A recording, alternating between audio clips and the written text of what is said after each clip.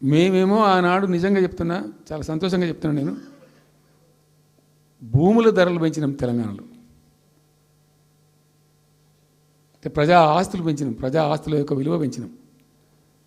4 ఎకరాల నోడు ధీమాతో ఉండే తెలంగాణలో, కొద్దిగా డాంబర్ రోడ్డు అంటుకునే 4 ఎకరాల నోడు 50 లక్షల కాడికి అమ్మితే నాకు 2 కోట్ల శ్రీమంతుని అని చెప్పుకున్నాడు కాలర్ ఎగరేసుకొని. ఇవాళ ఏమైనాయండి భూముల ధరలు? కుప్ప ఊలిపోయినాయి. ఇంట్లో అమ్మాయి పెయింట్ ఉంటే ఎకరం అమ్మి చేద్దాం అనుకుంటే కొనే దిక్కులేదు సార్ అని కళ్ళకు నీళ్ళు పెట్టుకుంటారు ప్రజలు. ఇవాళ లేదు, ఒక ఎకరా కూడా అమ్ముడు పోతలేదు, ఇప్పుడు కొంటలేడు. దిక్కు లేకుండా అమ్ముకుంటే ఇష్టం వచ్చిన అడ్డమైన ధరలకు అమ్ముకోవాలి. సో ఈ అరాకిరి మాటలు చెప్పి అడ్డమైన హామీలన్నీ ఇచ్చి నీకు చేసాదగాక కేవలం రాజకీయ అధికారమే మా లక్ష్యం అనే పద్ధతిలో ఇచ్చి ఇలా ప్రజలను వంచి అటు రైతాంగాన్ని నడిపిస్తున్నారు, పేద ప్రజలు నడిపిస్తున్నారు, పేద విద్యార్థులు నడిపిస్తున్నారు, రిటైర్డ్ ఎంప్లాయీస్ నడిపిస్తున్నారు. పచ్చి అబద్ధాలు. కేసీఆర్ చేసిన అప్పులకు వడ్డీలు కట్టలేకపోతున్నావా? కావు ఉతికింది కదా, ఈ చెంప ఆ చెంప వాయించింది కదా. ఎంత కడుతున్నారు? తీసుకున్న అప్పులు ఏంటంటే 2,90,000 కోట్లు మొత్తం కలిపి చెప్పాను కదా చాలా స్పష్టంగా. సో ఇట్లా ఇవన్నీ వాస్తవాలు ఒక పక్కకుంటే అన్ని అబద్ధాలు చెప్పుకుంటూ ఇష్టం వచ్చినట్టు మాట్లాడుకుంటూ ఇక నన్ను తిట్టడానికైతే వాళ్ళ నోరు మొక్కాలిగా. ఎప్పుడో సందర్భంలో కోపం వచ్చి ఒకటి తిట్టినామంటే ఒక మనిషిని మాట వేరు. పొద్దా కాదే కదా నా కేసీఆర్ చచ్చిపోవాలి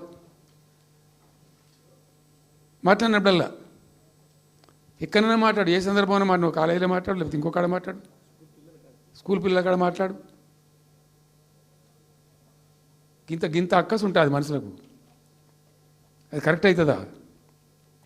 సో ఇష్టం వచ్చిన పద్ధతులు, మాటలు, ఇష్టం వచ్చిన దుర్మార్గ ప్రచారాలు, అన్ని పచ్చి అబద్ధాలు నోరు తెరిస్తే. రియాలిటీ వేరుంది, జరుగుతున్నది వేరున్నది, అన్ని రికార్డ్ అవుతున్నాయి, ప్రజల్లో అన్ని గమనిస్తున్నారు. సో కాబట్టి ఏదేమైనప్పటికీ పాలమూరు రంగారెడ్డి ఎత్తిపోతల పథకం విషయంలో ఎట్టి పరిస్థితుల్లో రాజీ పడం. ఈ ప్రభుత్వాన్ని నిద్రపోనీయం, కేంద్ర ప్రభుత్వాన్ని కూడా నిద్రపోనీయం. మా హక్కుల పరిరక్షణకు ఒక డ్రాప్ తక్కువైనా కూడా at any cost, at whatever cost, TRS పుట్టిందే తెలంగాణ ప్రజల కోసం. తెలంగాణ ప్రజలకు ఒక నొక్కు పడుతుంటే మౌనం పాటించలేం. మీరు ఏం ఊరుకో ఏం చేసుకో. నాకు ఇన్ఫర్మేషన్ వచ్చింది, మీటింగ్ జరుగుతుంటే మరి 4 గంటలకు అయిపోవాలి లెక్క ప్రకారం. It was extended. 5 గంటలకే ఉత్తమ్ కుమార్ రెడ్డి ప్రెస్ మీట్ పెట్టిండు. మీకు కూడా వచ్చి ఉంటుంది ఇన్విటేషన్. ఎందుకు కేసీఆర్ కాగానే మనం ఇంకొక వరుస మళ్ళీ మొరగాలి. చిట్ చాటు అది కూడా ఎందుకు మొరగడానికి? ఆ మొరుగుడుకు వాల్యూ ఉంటుంది. So thank you so much. ఈరోజు నేను ఏమంటున్నాను, మీతో ఒక request, Rahul don't be hasty. ఇవాళ I'm only restrict my self to Palamuru ఎత్తిపోతల పథకం. అది డైల్యూట్ అవుతుంది కాబట్టి ఇలా చెప్పాను. నేను ఉంటున్నా, మీకు అందుబాటులో ఉంటుందిగా. I'm on the field now. కాబట్టి మీకు please here me. You have to excuse me today. దానికే నేను రిస్ట్రిక్ట్ అవుతాను. ఇలా any question, 100 questions you put me, I will give you answer tomorrow or day after, any time. Thank you.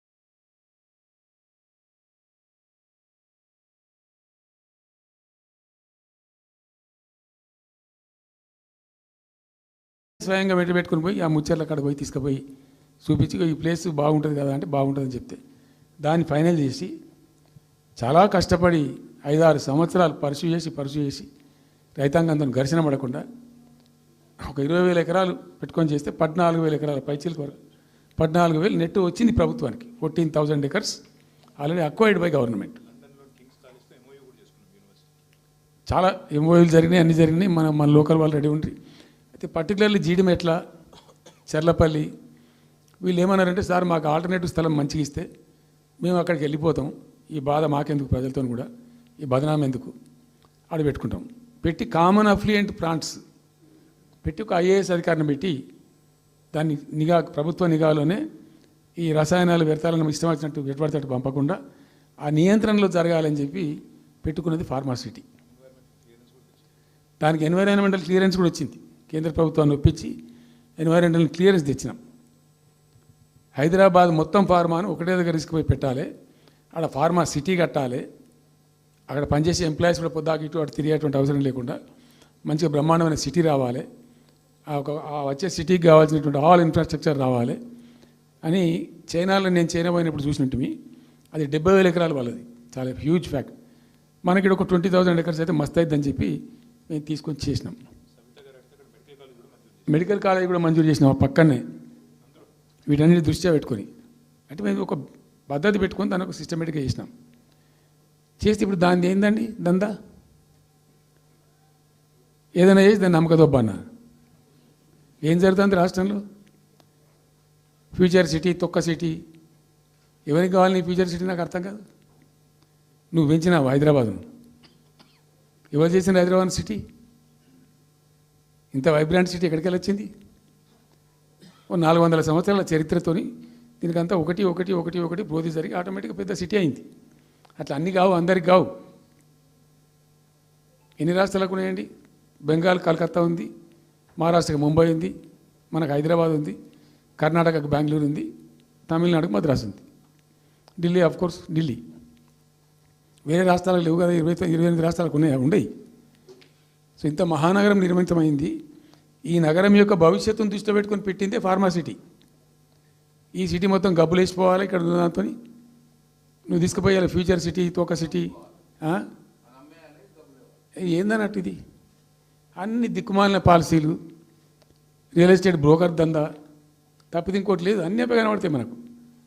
మీరు పరిశీలనగా చూస్తే, పూర్తిగా చూస్తే అసలు చాలా గందరగోళం. గురుకుల పాఠశాల విద్యార్థులు చచ్చిపోతారండి. ఇప్పటికి 120 మంది విద్యార్థులు చచ్చిపోయారు. గంత నియంత్రణ లేదా? గంత తెలివి లేదా? ఒక గట్టి అధికారిని పెట్టి గట్టి చర్య తీసుకోరాదా? ఏందో చేస్తాము నీ ఫ్యూచర్ సిటీ, తోక సిటీ, ఈ పోరగాళ్ళని చేస్తారు.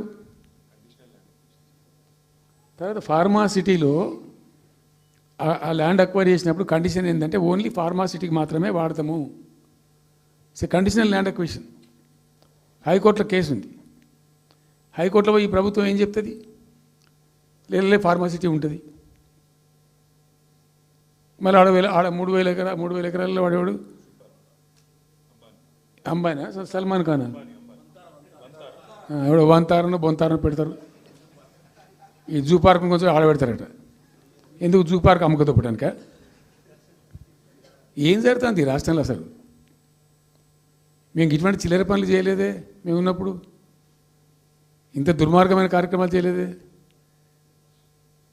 ఇది ఎక్కడ దిక్కుమాలిన దందా? ఏం జరుగుతుంది అసలు? ఏం చేయదలుచుకున్నారు ఈ రాష్ట్రాన్ని?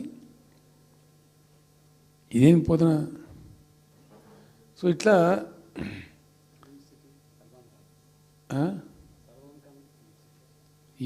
అది ఏందో నేను ఒక్కటే మాట్లాడుతున్నానండి. బిజినెస్ మీట్ పెడతాం, ఎంఓయూలు చేసుకుంటాం, ఏ ప్రభుత్వం చేయాల్సిందే. అడ్డగోలు జమాబందీ దానికి లెక్కలేని కథ అంటే ఏందన్నట్టు. ఒక హైప్ క్రియేట్ చేసుడు, దీనికి ఆజుడు, దీనికి గురువు చంద్రబాబు నాయుడు. ఇప్పుడు చంద్రబాబు నాయుడు చెప్పిన లెక్కల బిజినెస్ వచ్చేది ఉంటే, ఎంఓయూలు సక్సెస్ అయ్యేది ఉంటే ఆంధ్రప్రదేశ్లో ఈ పాటికి 20 లక్షల కోట్లు వచ్చి ఉండాలి. ఆయన ఫస్ట్ టైం అలా సీఎం ఉన్నప్పుడు ఆ ఊళ్ళో పెట్టే కదా, వైజాగ్లో, అమరావతిలో కదా, వైజాగ్లో పెట్టిండు. వైజాగ్లో ఎవరు వెళ్ళి ఎంఓయూలు చేసిన వాళ్ళంటే వంట మనుషులు చెప్పిండ్రు. ఆ స్టార్ హోటల్లో ఉండే బయట వంట మనుషులు, వాడు ఎవడ సప్లై చేసేటోళ్ళు, వాడు వచ్చి కూర్చోపోయి సంతకం పెట్టే పెట్టిండు వాడు పాపం. అవునా అంటే పాపులర్ అయింది అది. ఇప్పుడు మరి ఎక్కడ ఆ పెట్టుబడులన్నీ ఎక్కడ చెప్పండి. ఆఖరికి 10,000 కోట్లు అన్న రావాలి. 15 లక్షల కోట్లు, 6 లక్షల కోట్లు, 8 లక్షల కోట్లు.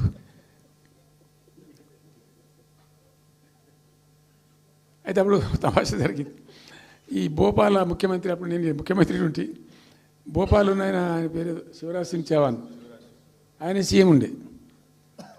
ఆయన ఆ ప్లానింగ్ అదే ఇప్పుడు నీతి ఆయోగ్ ఉంది కదా, దానిలో సబ్ కమిటీకి ఆయన చైర్మన్.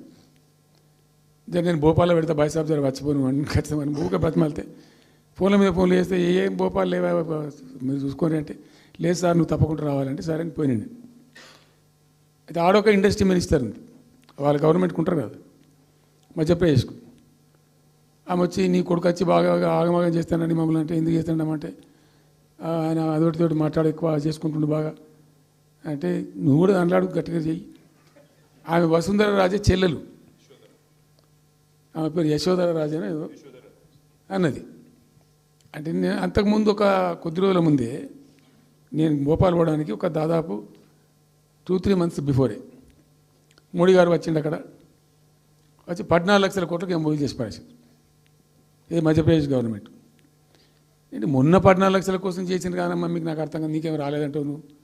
ప్రధానమంత్రి మీకు సపోర్ట్ ఉండే, మీకు పార్టీ అయ్యి మీకు మంచిగా నీకు ఇంత లాభం ఉంది అంటే ఓ సో బోగసాయి సాబా. ఆమె నేను అతను ప్రామిస్ చెప్తాను, నేను ఐ వాజ్ షాక్డ్.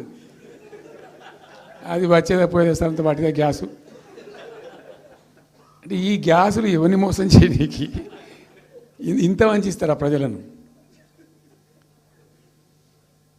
నికరంగా వస్తే పెట్టుబడులు రావాలి కదా, కనబడతాయి కదా. ఆ పెట్టుబడులు వస్తే లాభాలు జరుగుతాయి, ఉద్యోగాలు వస్తాయి, ఫ్యాక్టరీలు వస్తాయి, అడిషనల్ ఇన్కమ్